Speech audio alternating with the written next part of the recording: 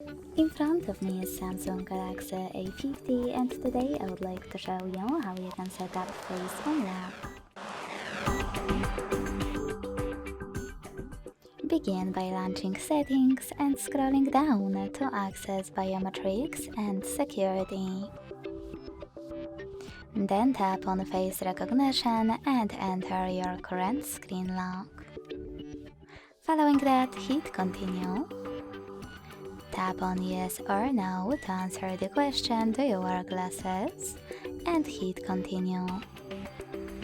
Finally, remember to keep your face in frame, follow all of the instructions from the screen and wait for 100% mark.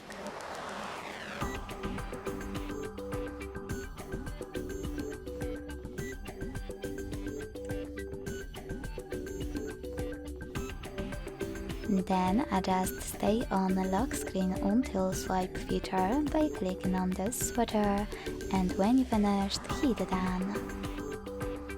So finally, when I switch off my screen and turn it back on,